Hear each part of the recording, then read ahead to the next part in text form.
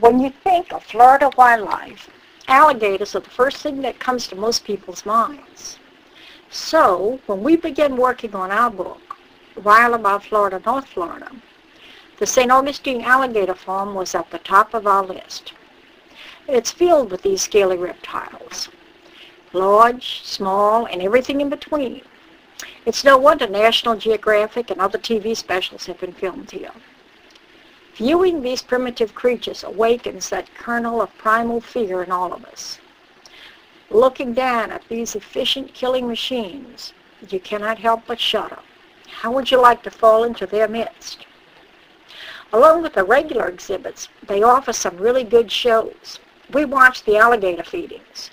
Jen, the feeder, was very skillful in making sure all the alligators got some of her fish. She was also very careful that none of them crept up behind her and got a bit of her.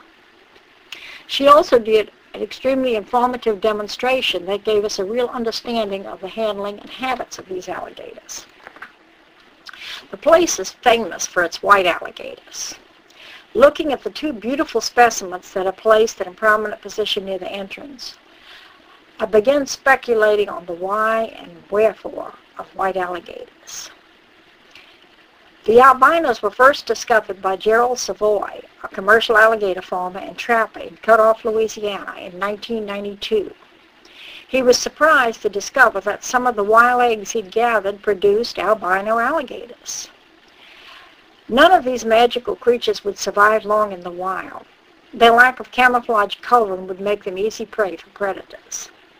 Also, the albino skin is sensitive to sunlight, and exposure to the sun would kill them. So these alligators at the zoos are lucky to be alive. And according to the legend, that luck rubs off. The story goes, if you look a white alligator in the eye, you will have good luck. Just be sure you have some distance between you and the gator. The white ones have the same number of teeth as the regular ones. There are also alligators from all around the world, like the small Chinese alligator. And there's the Yucca caiman from South America.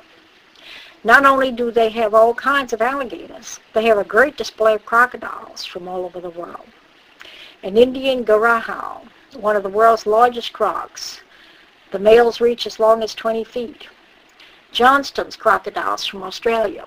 Smaller, but definitely not something you'd want to find in your backyard pool. Malaysian gharials are another large species. Their males reach up to 17 feet. And of course you'll find turtles here. Then there's the newest attraction, a wonderful Komodo dragon. All trainers have to spend a lot of time getting to understand the animals they handle and build a bond of trust between them and the animals. We watched Candace sitting for hours in the new glass enclosure with Komodo Dragon. She just sat very quietly next to the reptile and occasionally petted it. Both of them seemed to be very involved in the process. A lace monitor can also be found in the same area. One big attraction you do not want to miss is no longer living, but his story is fascinating. Gomac was originally captured in New Guinea by George Craig. He was already a large reptile. He first was purchased by Silver Springs and then the Alligator Farm. He had become very tame and allowed feeders to come within less than 4 feet of him, which is a suicidal distance with most crocodiles of his size. Gomac died in March of 1997. He was one of the largest and tamest captive crocodiles in existence. His body has been preserved and still remains on exhibit at the Alligator Farm. Surely his spirit remains as well, so do go pay your respects to one of the largest reptiles ever to grace a zoo. Their current giant croc is called Maximo. At slightly over 15 feet and weighing in at 1,250 pounds, he's the largest animal in the park. Another big attraction here is the birds. They have many exotic birds on display, like these colorful parrots. But the biggest thrill are the wild birds. There is an area of the park called the Rookery, where you'll find wild birds who roost in the trees. Woodstocks, ibises, egrets, and others. During fall, when the migratory birds are here, this is the best time to see that, because there are thousands. We're Kathleen and Martin Walls. And if you enjoyed this slideshow, do visit our site for information about our books. Wild About Florida, North Florida has more information about this and many other great North Florida natural attractions.